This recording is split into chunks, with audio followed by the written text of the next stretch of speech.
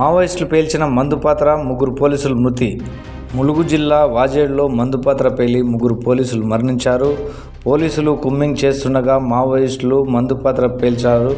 అనంతరం పోలీసులపై కాల్పులకు తెగబడ్డారు. దీంతో అక్కడ ఉద్రిక్తత వాతావరణం నెలకొంది. కాగా తెలంగాణ, ఛత్తీస్గఢ్ సరిహద్దుల్లో ఆపరేషన్ కాగార్ జరుగుతున్న నేపథ్యంలో మందుపాత్ర పేలడం కలకలం రేపుతుంది.